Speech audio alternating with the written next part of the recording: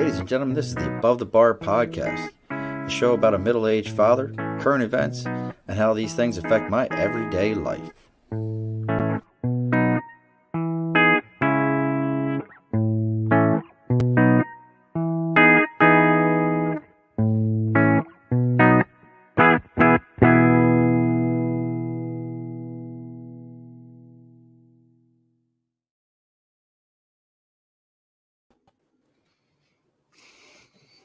Alrighty, folks, welcome to another episode of the Above the Bar podcast with your host, Juan. It is a little bit earlier today for those of you watching us on our live broadcast, so we appreciate that. We made adjustments for multiple time zones today. We're covering all of the U.S. As we get started, per the normal stuff, as we're getting ready here, we've still got our sticker and a cause going on. For those of you that are out there, if you got a cause, if you got a thing, and I promise, look, I'm going to do it right this time. Look, there it is. It's on this side. So it's on this side. You send me your sticker. Give me a little bit of information on your cause. We put that sticker up. The Podfather was on earlier last week. We saw him. So we got an Earplug podcast sticker. Make sure you check out all the different shows on the Earplug podcast. As we're getting ready to get kicking here, make sure you take a moment, folks, and we go ahead and we flood Facebook with as many, many, many places as we possibly can find to share the show with, because if you belong to any of those yard sales groups, our goal is always the same, folks. We want to get them to kick you off of that yard sale group because you've shared with them so many times the Earplug Podcast Network. All righty. So as we get started, if you know me, I'm all about a list. We've done in the past, we had Richard Cranium on with us. That's Rick Webb. You get it, Richard Cranium. I told you, double entendres everywhere, Jeff. I'm all about that. We are joined today by Jeff and Kevin of the Pick Podcast or the Pick Cast. Gentlemen, say hello. Hello. Hey, how we doing?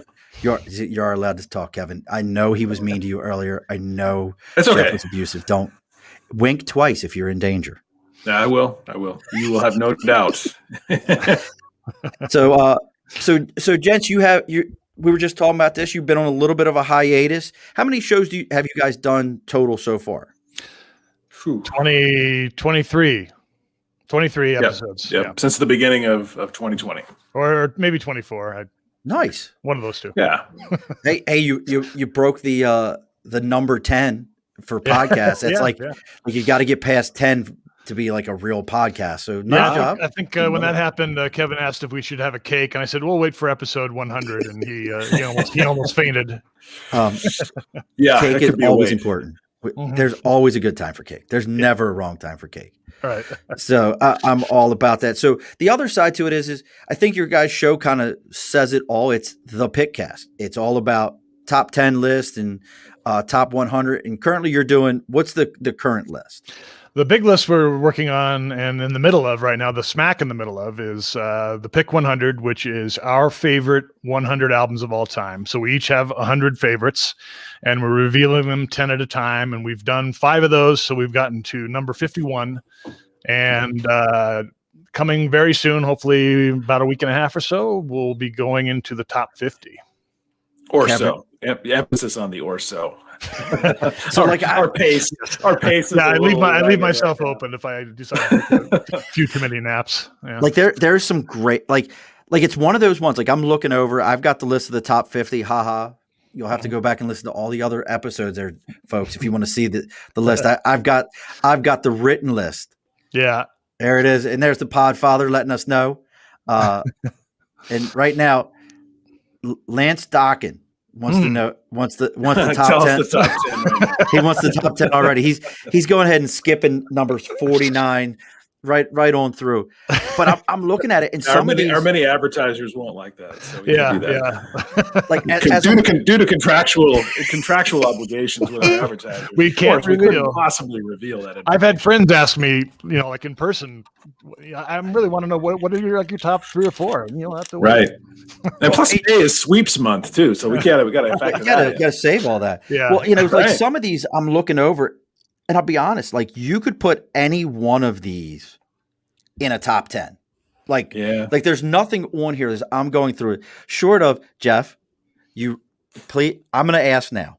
All right. because I got to know this one. Yeah, I want to be picked apart. Go ahead. No, I'm not even picking you apart. I just want to know how Sinead O'Connor made it in the top anything.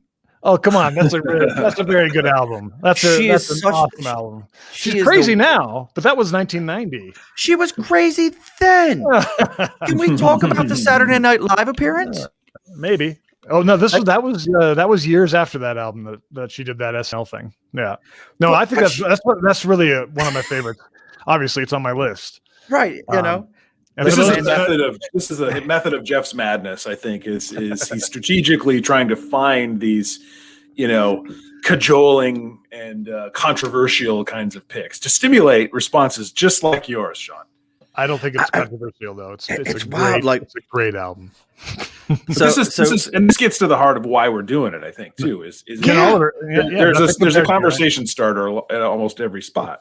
Yes, and really for those listening, the album is "I Do Not Want What I Haven't Got." It includes the huge hit "Nothing Compares to You," but if you listen to the whole album through, it's really fantastic. And you know what? I didn't really care for her follow-ups and anything else she did. So.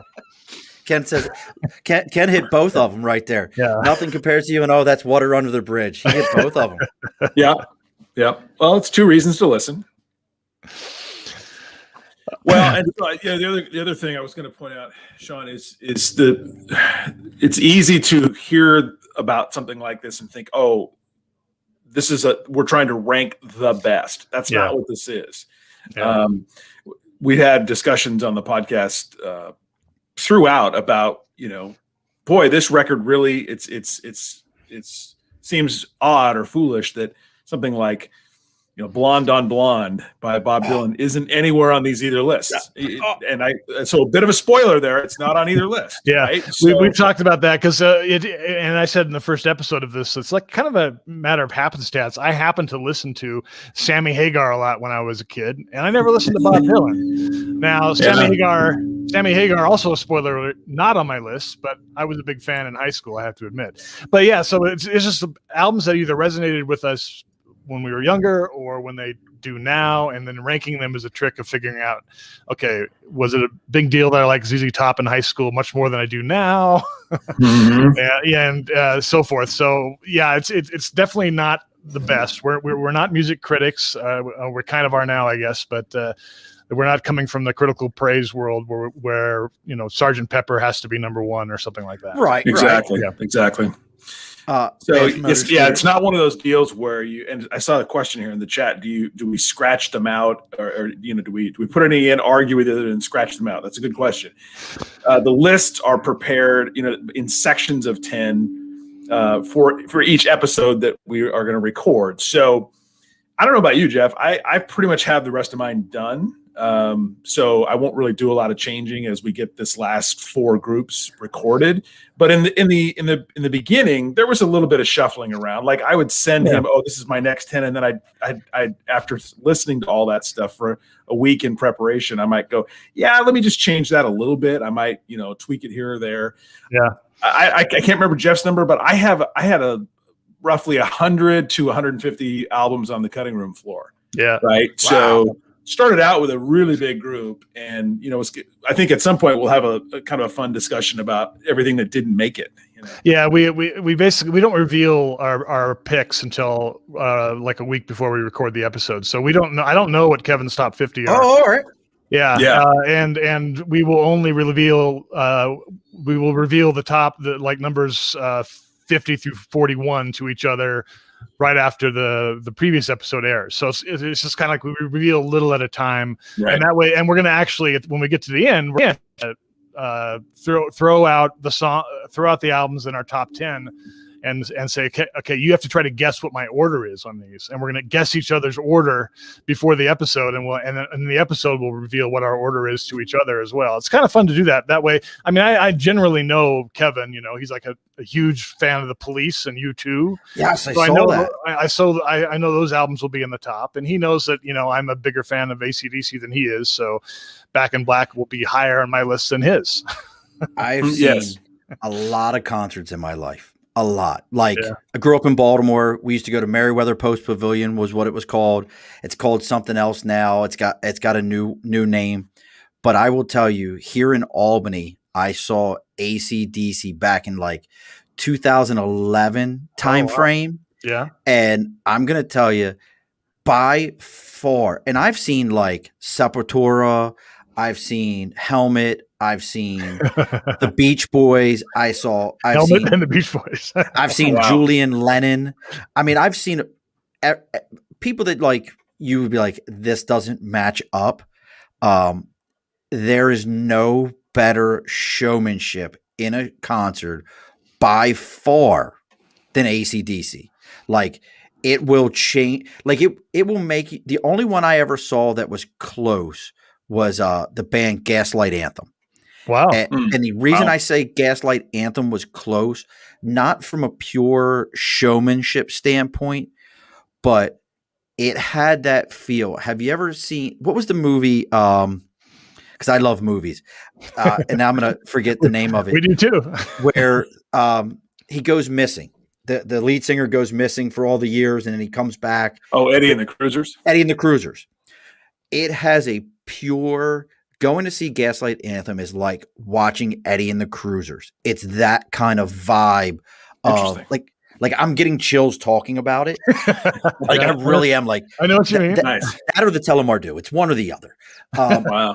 It's just such a pure, true rock show. Jeanette is super fan, just so you know. She says YouTube live at Red Rock, Under a Blood Red Sky, Rattle and Hum, and what is that? Octane Baby. Octane Baby yeah. would be in her top 100. Sure. I was looking over some of what you got. I have to say, Kevin, I probably lean towards your list a little more. Nothing personal. Or I should say, Jeff, I lean towards your list, not Kevin's. I had the names on here backwards. Just went from shit in your hat, didn't I? Yeah. Let me go ahead, shit right all over. Just when Kevin thought he was going to get one on me. I started standing up straighter. I win again. I will tell you, like I'll get my revenge. I can see the Justin Timberlake, but I like the Tuxedo album. Like, okay, sure. I would put Justin Timberlake on there, but I would put the Tuxedo album on there because I think that's just an amazing album. But Ghost in the Machine, like, I'm just going through, folks. You gotta get a chance. You check out these lists. There's just such great stuff on here. I mean, like I said, any one of these for 9 out of 10 people, I think would be in their top 10. They're eclectic also because here's Fiona Apple, and then jumping right up and REM Document to Tool Undertow, and I'm skipping a lot. I actually have, and you'll like this, Jeff. I actually have on CD. Bought it in like 90 something. Nirvana in Utero's demo CD. Wow. Nice. And it's got songs that were never released, like their version of a song called Marijuana. Yeah. That's on there. Since you're in Colorado, I figured we'd throw that out there. Now is that like that multiple disc set they released in that box, Nirvana? They had a whole bunch of unreleased demos and stuff on that. So it might be on there, but this was purchased. See, this is back when like you had to go get CDs and stuff like that. So there used to be we remember. Yeah. There was a shop in Baltimore. There was one called Soundgarden and there was Record and Tape Trader. It wasn't either one of those. I can't think of the name of it, but like you could go in there and find like underground cuts that somebody had made and shipped out and like were never supposed to be released. Whole B-side albums that were never supposed, like they were that kind of place. Bootleg specials, right? Yeah, like they had them everywhere, and it was like it was a known thing. Lance says he's more of a Kevin. Well, equity. It is the era of equity. So good. Thank you. Yes. So that's so awesome. Props to you, Lance. Rock on, man. Well, there's a thing you'd hear if you hear in the show too, that Kevin kind of checked out a bit in the 90s as far as music goes. And that's probably one of my biggest decades of music exploration, when I kind of went from being more classic rock based and into a little more diversity with electronic music and so forth. And Kevin, he was just, married and having a good old time. I was just going to point out that's two important factors there. One how married, old are you, one Kevin? single. Yeah, I was single. Okay, like I'm trying to figure out like I got the same gray. I'm more Yeah, skunky. right. Yeah, I'm more yeah. skunky. COVID beard. Right. Well, I was going to age myself to tell you I saw AC/DC in 1984. That's when I Yep. saw them. Yeah, you got me there. Flick of the Switch tour. Yeah, you got me there. Like, I'm 44, so you got me there on both of those. But I can remember. See, music. I joke around all the time. I have friends that I have a good buddy of mine who was in a 9 Inch Nail cover band. Wow. That not just we played 9 Inch Nail songs. No, they got paid real money, toured the whole 9 yards, were legit. Like these ones that you hear that do like these real cover bands, like they were one of those, but for 9 Inch Nails. And I tell him all the time, I'm lucky I can play the radio. I have zero musical ability, none. Yeah, same here. Yeah. But I love music, and I can. Here's a good one for you. So I can remember when "Smells Like Teen Spirit" came out. I remember it very fondly. What we have Lance and Hans Docken. Yes, friends. They're actually friends of mine. Okay. Once we want to talk to you about the music, and once we are listening to it today, Hans and Lance Docken. Guitar, dance. I'm sure they never get that. Never, not at all. Hey, look, that's a great thing. It's my show. But I can still remember going into school, and the guy who sat next to me, I want to say it was Matt, and he was real tall, and he played trombone. So he always had the red ring from being in the band, like his lips being chapped. Mm-hmm. And he was a big dude, like super big dude. And I remember being like, dude, have you heard this new band? I don't know who they are, but I think it's, and this is the God's honest truth, I heard "Smells Like Teen Spirit" and I thought it was a war protest song because when he says "no denial," I thought he was saying "the bloody Nile." Oh my gosh! Wow! And I'm like, it's a war protest song. Like we're gonna be like hippies and shit now.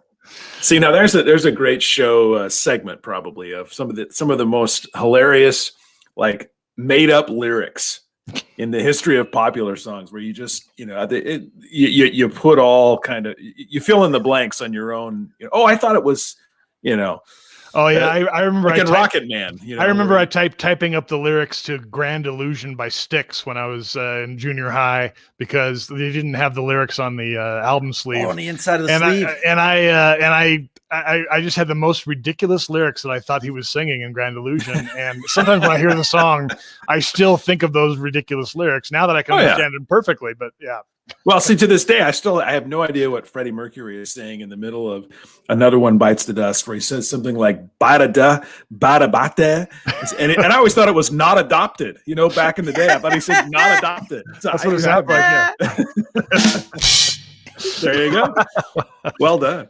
Oh, that's so great. I mean, and there's all these things but there's some really like ones that have just become outlandish. There's always the urban legend, and I say it's an urban legend. I don't know if it's true or not. Is Anagata Vita?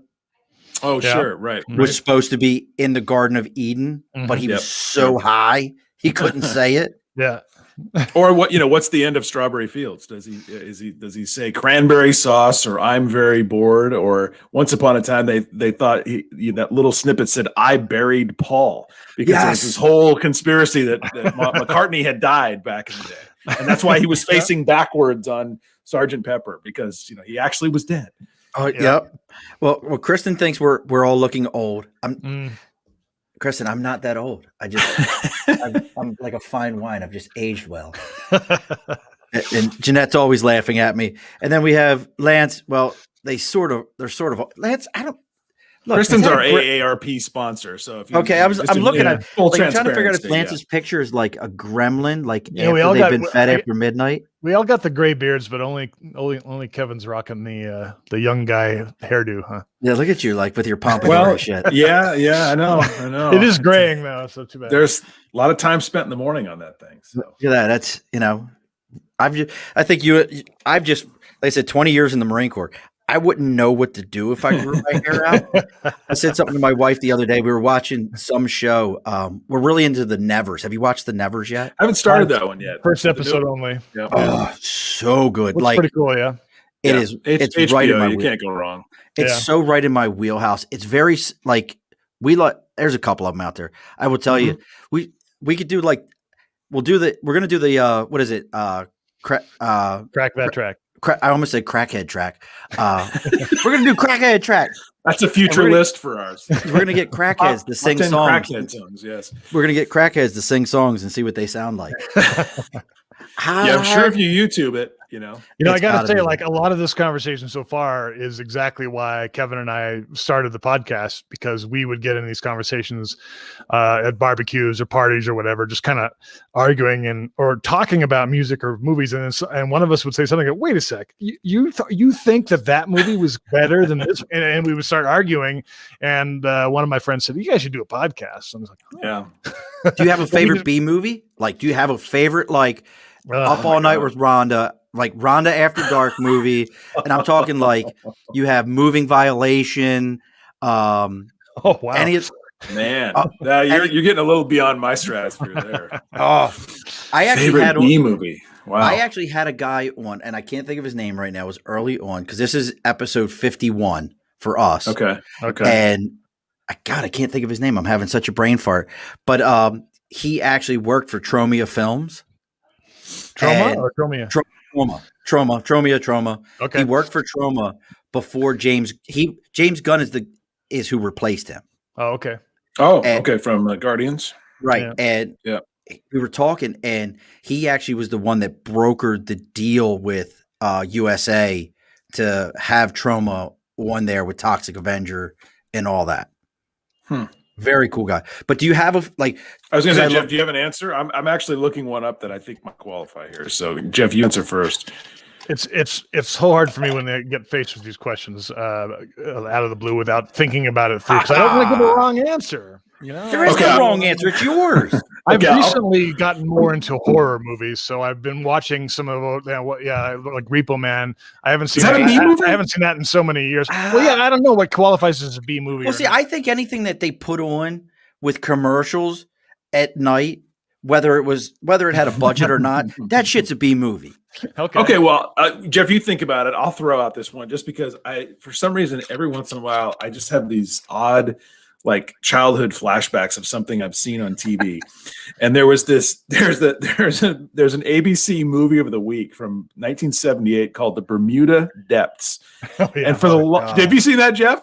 No, you talked about it on our show. Okay, yeah. And so, I mean, this is the best I could give you on a B movie answer. Is there's this really goofy movie called The Bermuda Depths, and I remember watching it by myself some Saturday night when I was I was 10 years old, and the big giveaway at the end is there's this giant turtle that's like pulling ships down under the water, and that's the whole secret of the Bermuda Triangle. But I'll never forget the picture of the closing scene where the turtle is swimming away, and he's behind him is trailing some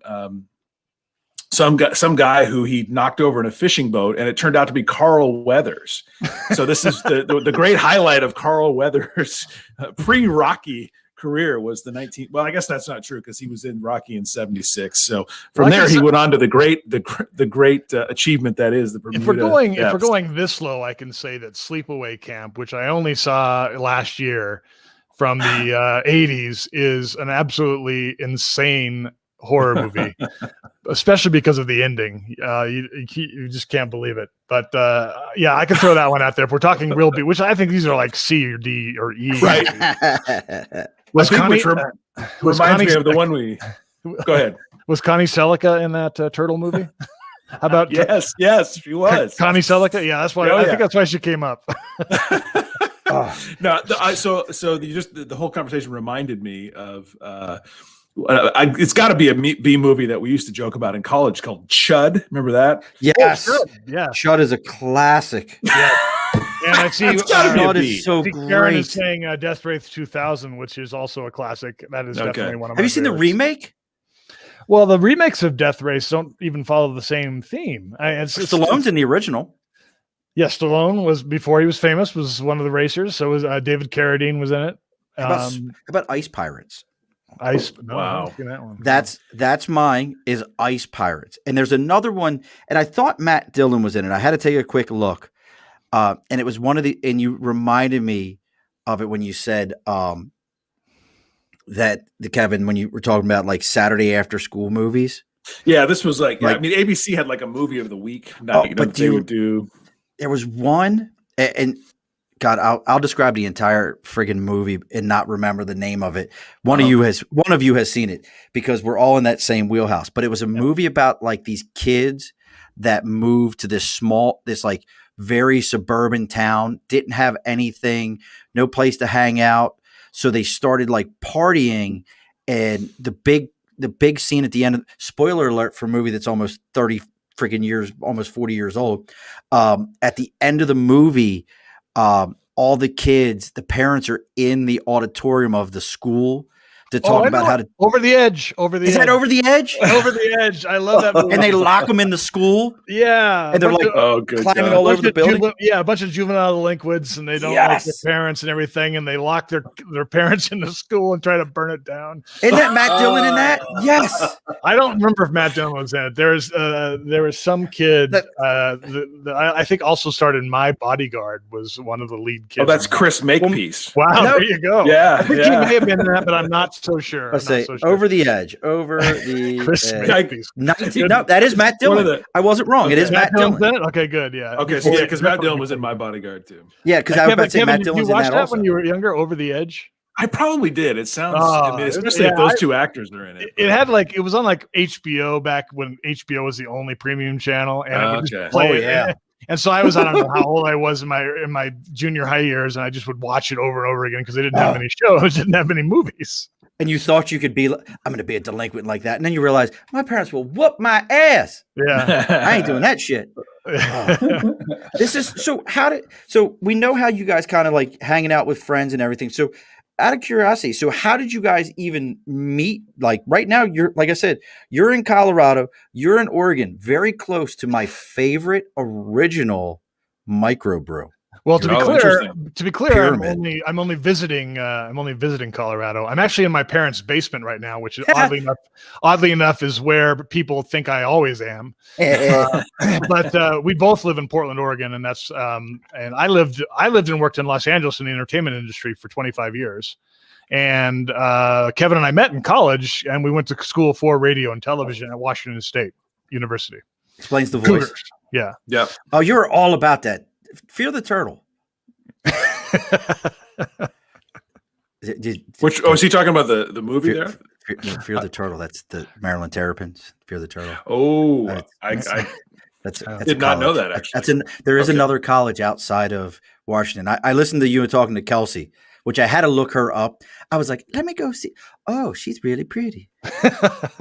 Yeah, she went to our college too, and that's how I know her. But yeah, Washington State University has pretty good. That's where Edward R. Murrow went, and he has and we have a school there named after him now for communications. And so we both met at the college radio rock and roll station.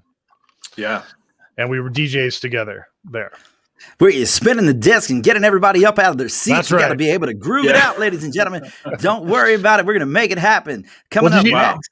Do you remember the 80s? You immediately go into DJ voice. That's do you remember the 80s band GTR, by the way? Yes. Yeah, you do. You know what that stands for guitar? Did you know that? GTR. Yeah, it makes sense. I would have said, yeah. Anyway, yeah. That was one of my fine DJ sets. That was a stop set on the old air check thing. Kevin and I still make fun of me because I was stumbling through my first year of midnight to 6 a.m. trying to be a DJ. Ladies and gentlemen, I thought I would give that factoid to the audience, and it was just riveting. Right. The phone lines just went nuts. Look at this. Everyone knows now. I'm a genius. They should have given you cards or something back then, at least. But I can say after that, Kevin went into sports broadcasting, and I went down to LA to be in entertainment industry. And the fine entertainment industry. Were you a stripper? What were you doing? Isn't it obvious? Ladies and gentlemen, get your money together. Coming to the stage. Here he is. I prefer to call it exotic dancing. Okay. Yes. No, I worked in the FX channel and the E channel, in promotions and later production. And Kevin worked in sports broadcasting for years, and now he works for the government. Who knows? knowing you know Yep. he does. They got a hold of me and they didn't let go. So, yeah. Well, we're famous. You know, it's funny joking around about exotic dancers. The Albany area actually made national news for exotic dancers. Did you know that? Oh, It couldn't possibly eclipse Portland as most strip clubs per capita, though. yeah. Oh, we Portland was supporting us, though. I guarantee, because we have a club. Was there a here. pipeline? Yeah. We have a club here that I have never been in. Never. I've beyond that point in my life. I have the internet. You wouldn't know anything about that. And I can tell you that the place can't. It doesn't look, and it's bigger than about 3 cars deep. But they made national news because they made it all the way to the Supreme Court, trying to become tax exempt. Because they said education purposes. No, if ballerinas and other forms of dance are considered as protected speech, right? Protected, and this is dance and this, that, and the other. Then what these girls are doing on the stage is performance art. Also, art. That was it. It's art. No, it's art. Art. Right. Performance art. Then we shouldn't have to pay taxes either. And it went all the way to the Supreme Court. And I kid you not, it's like this ugly. Oh, they lost. Okay. Right. Uncle Sam was like, no. Your boobies are not performance art. No. I support strip clubs, but I kind of agree with that decision. Well, my grandfather and my grandmother lived in Florida. Completely sidebar. As we're moving on to our favorite strip clubs now. Listen, just for the audience, this was not a prepared segment, just so you know. Well, they all know I make hard left turns on a very regular basis. It's all about the hard left turn here. I like it. So I remember my grandfather telling me this story. My grandmother and my grandfather lived in Florida, and they owned a pasty bar. Do you know what a pasty bar is? Yeah, well, they wear pasties. Wear pasties over top of their nipples. No complete nudity. Right. It wasn't a completely nude place, and it wasn't legal at the time. Yeah. And now I don't know if this story is true. This is my grandfather who, plate in his head, Second World War, great guy, loved him to death. But I also remember him. I was in the Marine Corps, and I'm sitting on the front porch with my grandmother. I'd come down to visit them one weekend, and I hear a gun going off, and I'm like, what the? And I see my grandfather coming around the corner chasing an armadillo with a .22 pistol. Yikes. So he was a little special. Well, it happened, That's a good strip joint story. Residual effects. No, the better part was I remember my grandmother, him telling me there was some woman at a different bar had gone completely topless in Florida.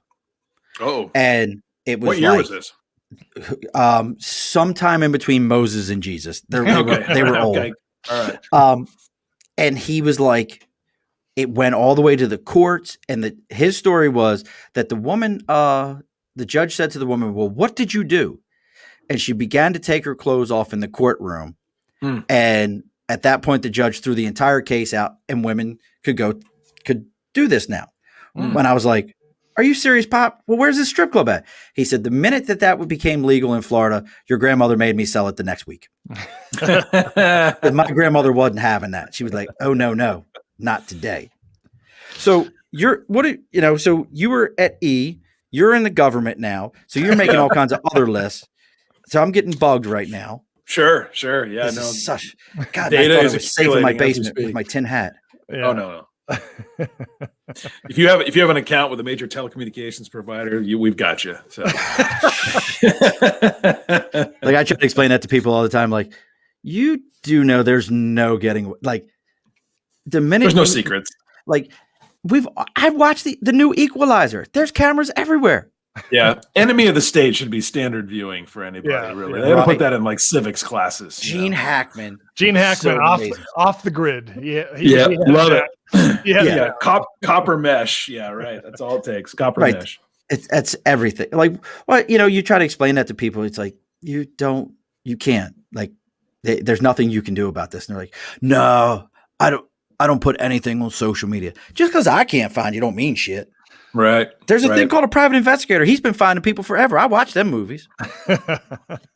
Yeah. Well, think about the cost of those cameras that are hovering miles and miles above us too, and I don't think taking pictures of us. The state of Oregon has much into surveillance of American citizens, do they, Kevin? Oh, I don't know about that. I mean, you've ever been down to Malheur County where they're trying to overthrow Bureau of Land Management facilities, and the Idaho legislature has a bill in front of it right now to take 2/3 of Eastern Oregon and make it Idaho. So. Yeah, I heard that. Yeah. What?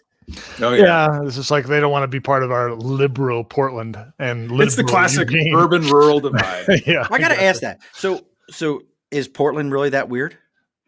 It's kind of yeah. I mean, Jeff has a better perspective. I grew up in Portland, so I don't know. He lived in Los Angeles. He could. I think that's a good measuring stick. Is someone who lived in Los Angeles for 20 years and then looking at a place like Portland. Yeah, well, Portland wears its weird on its sleeve. I mean, you have stickers and bumper stickers everywhere saying "Keep Portland Weird," and it's just because they have quirky restaurants and naked bike ride once a year. So I mean, that's weirder than Los Angeles, I guess, in some ways. But I've been to some pretty weird places in LA too. So.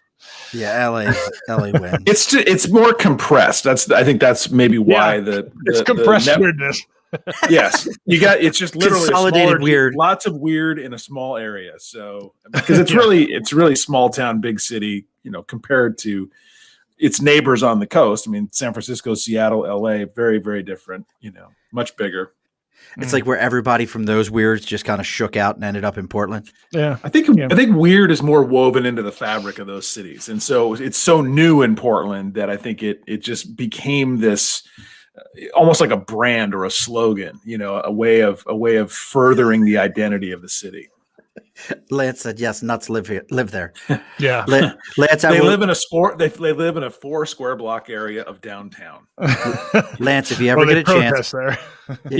you come on out here to the right coast, and I'll take you on down to Penn Station where it smells like hot bum piss every day, and you can watch grown folk have conversations with imaginary people screaming and hollering at themselves. Oh, we have that in Portland too. A little bit more, yeah. Just again, smaller scale, more compressed. New York City is zombie land now. Like it's, as somebody who's been going down there for years, and you would go down, and it was for lack of better, it was asshole to elbow. Everybody just kind of trying to get around to all of a sudden it is, you look down a hallway and you're like, there's someone down there that's going to eat me. I see that. And it sounds like it too. It looks like an episode of Walking Dead every day down there. Since COVID has changed that animal completely.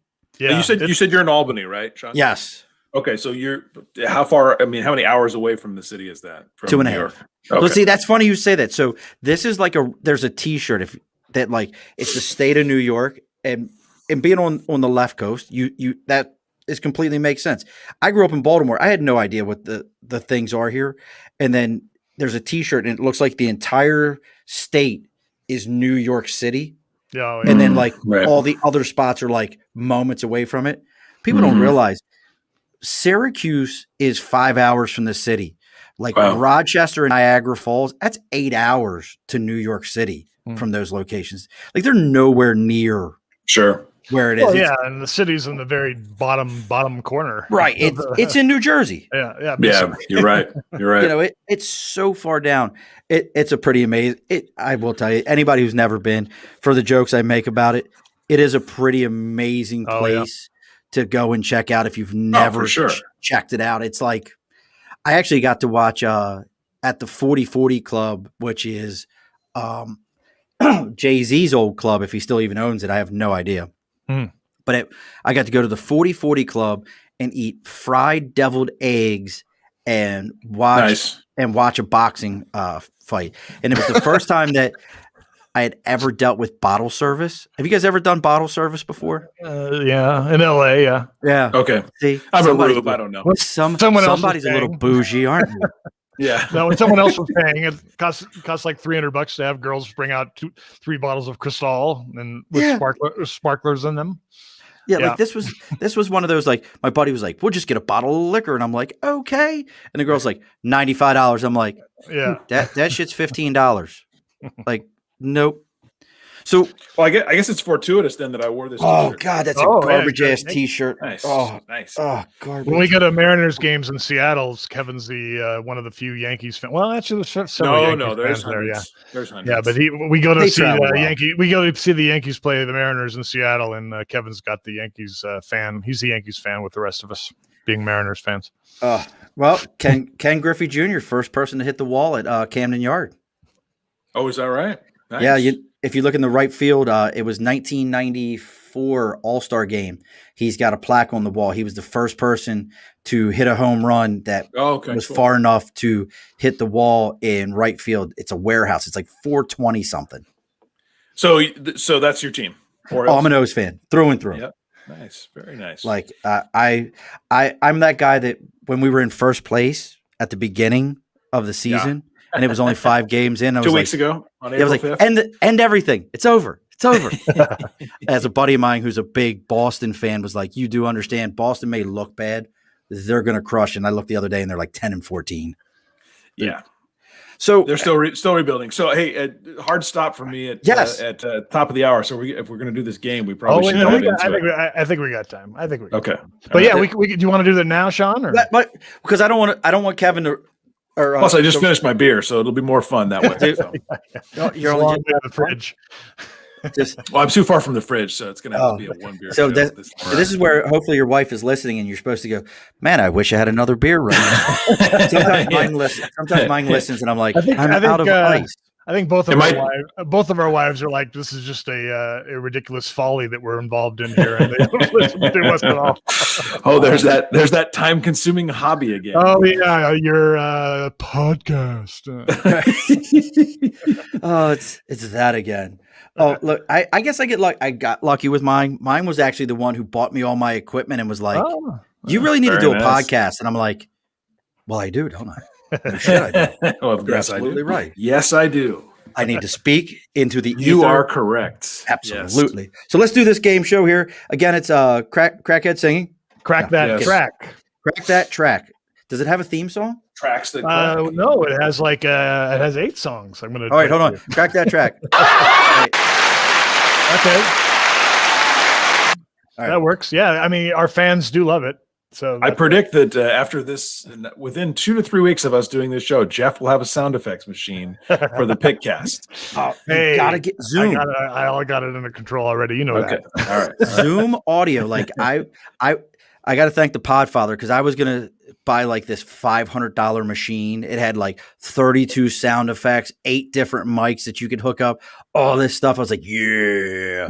And the Podfather's like, you do. And Herb's got all this stuff. We call him the Podfather. He's been doing it 12 years. Nice. And he's like, Murph, you do it out of your basement. I can tell you the reason we came up with this game that we do on the show is that Kevin has a freakish knowledge of 80s, especially 80s, but also 70s and some 90s pop music. He used to like listen to Casey Kasem and then later Rick Dees, like the top 40, American top 40, and he would actually like track each week's top 40 list on his wall. And he would like on paper, then on the wall, not. And he would like he'd have all these things on the wall, and he like I could play like three or 4 seconds of a top 40 hit from the 70s or 80s, and he just gets it right away. So we do that show, just him and I sometimes, and I randomly pick different songs, but then we also do it with guests that we have on our show, and now we're guests on your show. Please, I want to do this because I'm going to lose so miserably. Okay, well, I asked you earlier which genres you like, and you kind of said 80s, 90s, whatever. I like everything from Cypress Hill to I can't remember what other band you said. Nirvana, Cypress Hill, Nirvana. Okay. I'm in that wheelhouse. I'm in that wheelhouse. So what I did was I just for you guys, I got 8 songs lined up. And what we're going to do is I picked randomly the songs from the top rock lists. So rock, not like, so we're not going to have any disco or like straight out pop. These are rock songs, or at least qualified for a rock list from 1980 to 1999. And this is the top 100 songs of each year. So I randomly picked out of those. This is going to be tricky. And I got to say, I think both of you will know some of these, and I'm thinking that neither of you will know a couple of them. So yeah. So quick note about that. Those rock lists have a lot more obscure tracks on them. So sometimes. Yeah. And these are the year end. Yeah. These are the year-end lists, right? Yeah, so and at least they had some chart. It comes from a website I've neither verified nor researched, and it lists. It has these lists and does not explain how they were tabulated. So, right, so it's like billskickass.list.com. Yeah, these are my favorites. Okay. But anyway, so let's do. I met my wife to this song. Let's do a test to make sure everyone can hear. We'll just do a little test here, and can you hear that? All right. Yes. I can. Okay. Do you know the song? Not yet. It's not Seven Nation Army, but it is Jack Black or Jack White Stripes. Oh, it is the White Stripes. Okay. Yeah. Hardest button to button. Yeah. Oh man. The hardest button to button, which is probably my favorite song on that album, but that's also from 2004 or something, so it doesn't count. Hey, look, I got one. I knew the artist. All right, that's half a point. So here's how it goes. As soon as you know it, just shout out the name of the song. You got to get the song and the artist. Those are the two that you got to get. If you get the album name or the year, it's like bonus. So if you guys kind of tie, if you get the album name and the year, then you might win the tie. This isn't strip or nothing like that. I don't have to take my clothes off. No. Your clothes can remain on. No. Yeah. We have too much respect for our. All right, so here we go with number one. Kevin, that's Eddie Money. I want to go back. I want to say that is 1987. I don't know the album. He got it all. But I saw him in concert. Okay. All right. Okay, Kevin, just guess his biggest album and you'll get it. You don't remember the biggest album? I should. It's the album that had Take Me Home Tonight. I Can't Hold Back. Can't hold back. And this song actually was originally written and recorded by a band called the Billy Satellite. Oh my God. Okay, so that's how many points is that? 3? No, you got 1. Oh, I thought those other little auxiliary things. No, those are like bonus. Those are tiebreakers. Okay, so I see. Okay. You don't need the tiebreaker. Trust me, you're good. All right. How you feeling, Sean? How you feeling? All right.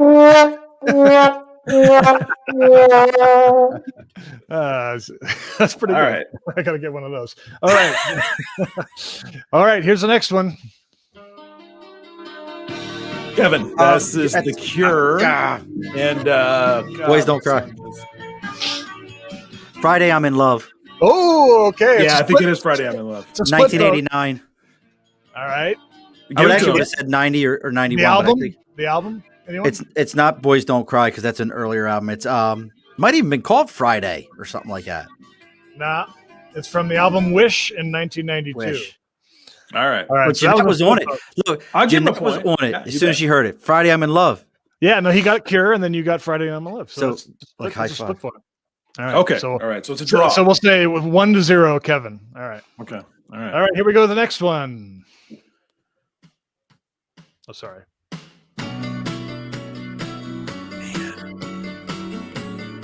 Wow. This is a Lindsey Buckingham sound. I was about to say, it sounds like an REM song. I'm gonna kill myself.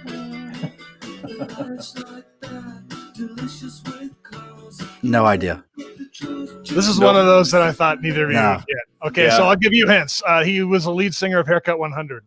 Who? Oh, it's Nick Kershaw is the lead singer. Nick Hayward. Oh, Hayward. Okay. Yeah, you're right. The song is called Kite. It was number 38 of the year in 1994. You get all Holy the points. Shit. You even said I get the name no Nick. points. No, you said the name Nick. I'll give you points for that because I wouldn't even have got that shit. All right, here's number 4. Okay.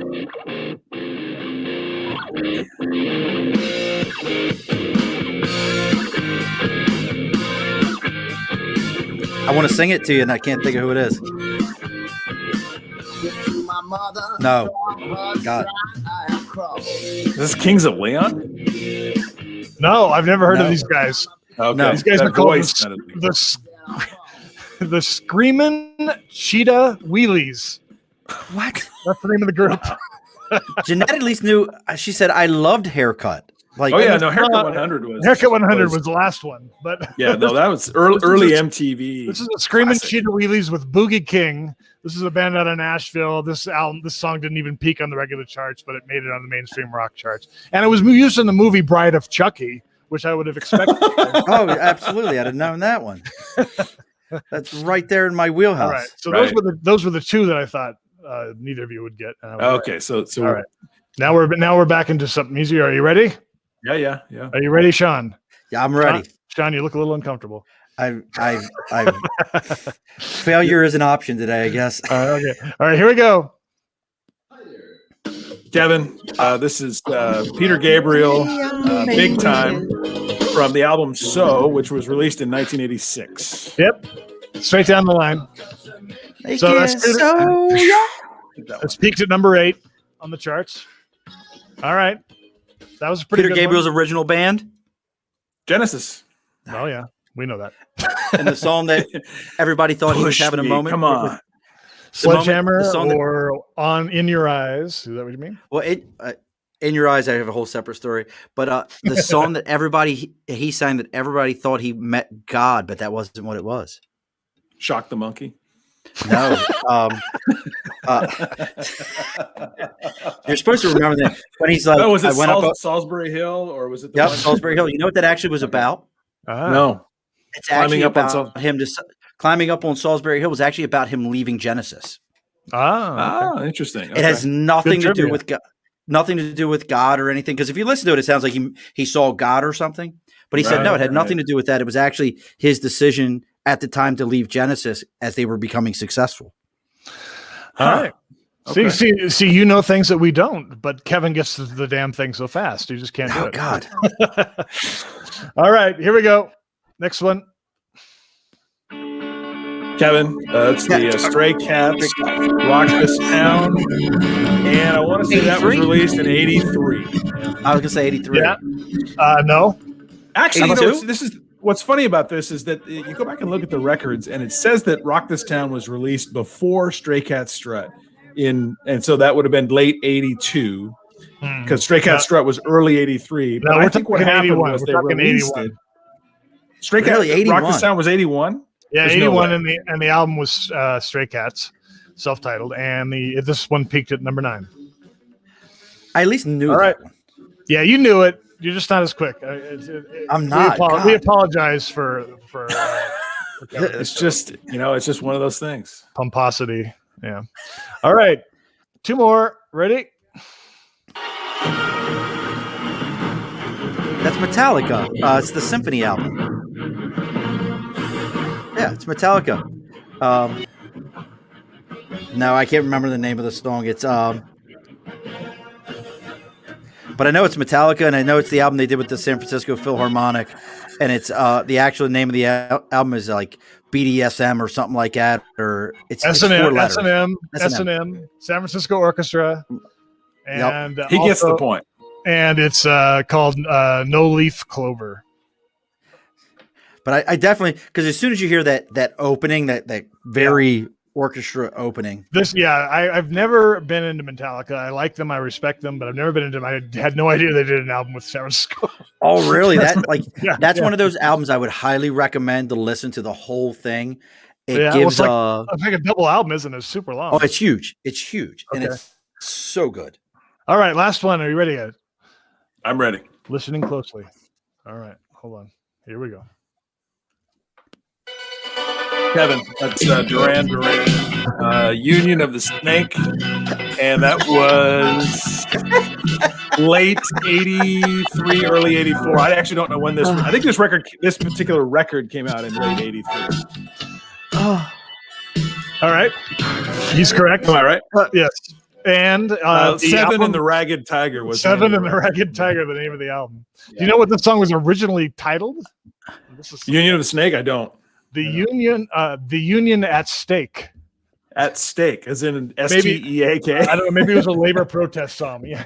I was going to say well, Jeanette appreciates you because she said there's some good Brits in there. Yeah, very definitely. Nice. Oh, is Jeanette a Brit? Oh, yes. So she is originally from on the other side of the pond, has lived in Papua New Guinea, Now somehow ended up in Albany. Someday we'll get that story. And she's your super fan. And she is my super fan. And if I didn't have, she's also a great insurance agent. If you need insurance, please go see Jeanette. She'll get you insurance through AAA. That's my plug for Jeanette. Excellent. We love her. I'm going to make it a personal appeal to Jeanette to become a super fan of the pick now, because we don't really have a super fan other than my family members. Right. That's true.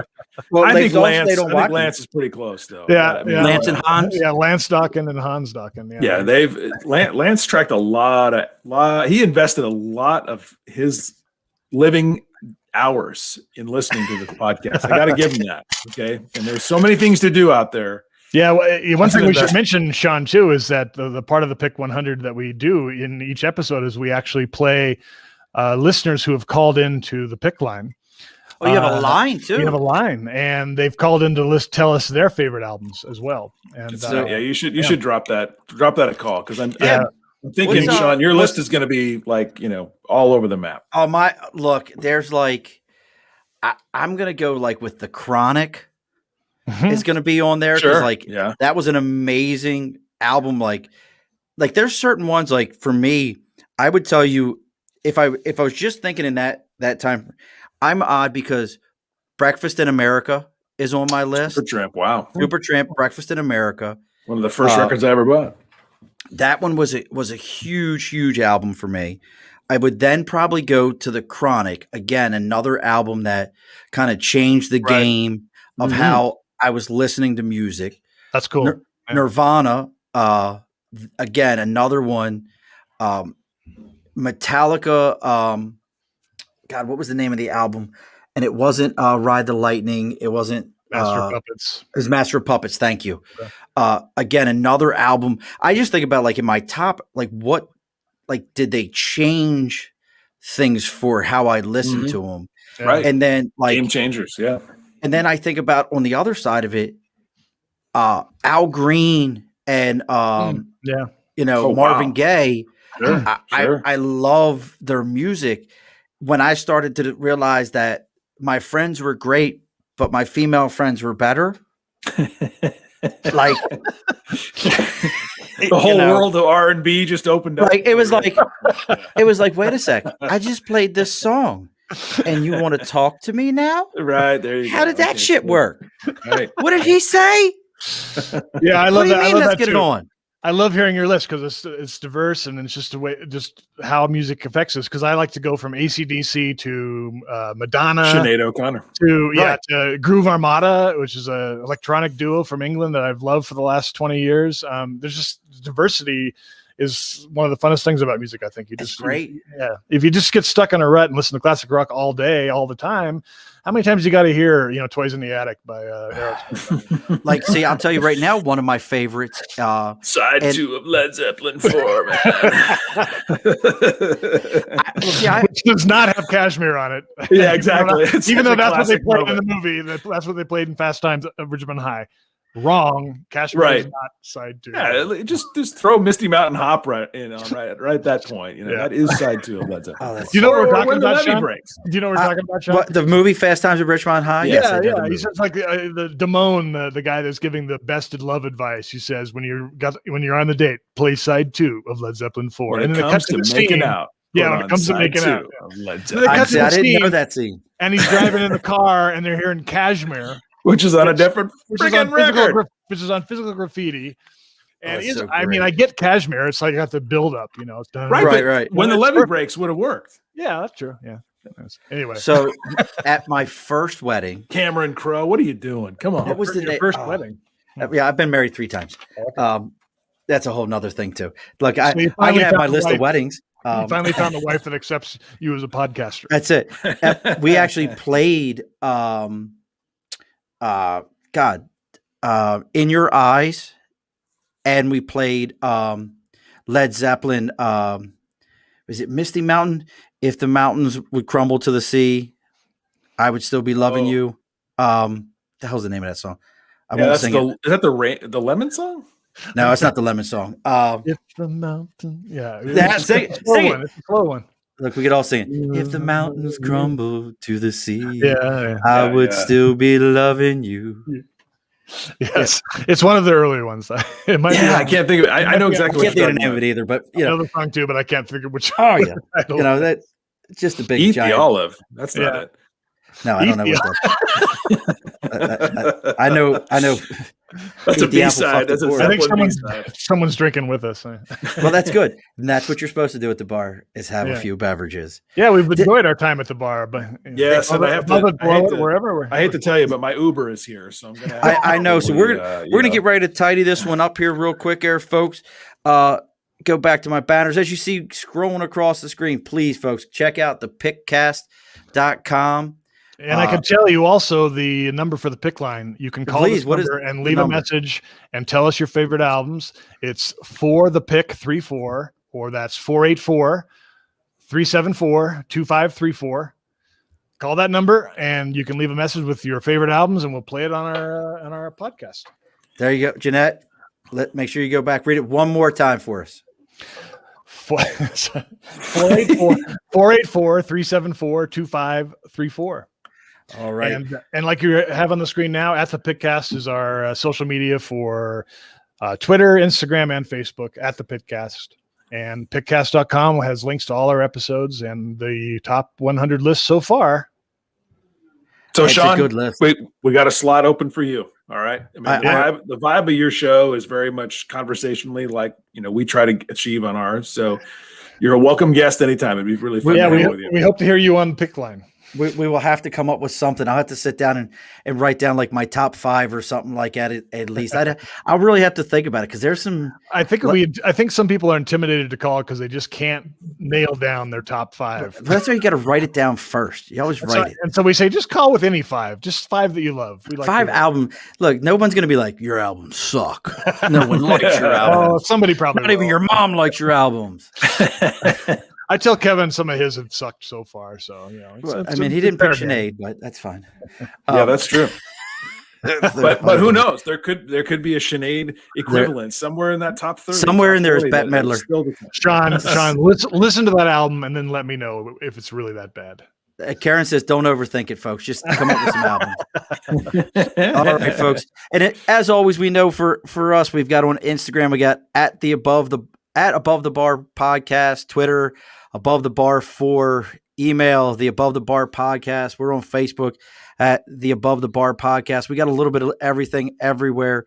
If you like this, please send me a DM. We'll get you hooked up with any information that we're missing here. Gentlemen, this was so much fun. I enjoyed every bit of this. I agree. Thank you. Real quick, rock, paper, scissors, so you guys can decide who gets to go last. Who gets really? to go? Yep, rock, paper, scissors. Here we go. Okay. What are you doing? Rock, paper, scissors, shoot. What? Okay. God. Have you? All right, one more time. All right, one more Live time. TV, people. Rock, paper, scissors, shoot.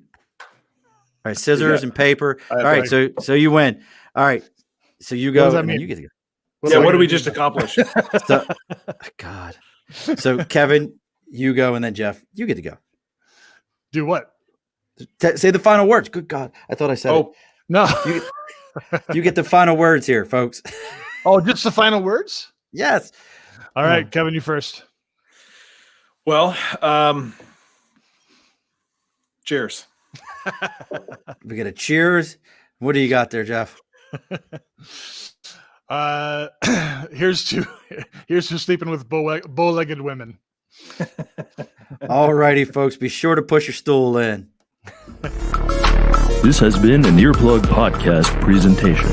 Found on earplugpodcast.com, iTunes, SoundCloud, and wherever your favorite podcasts are found.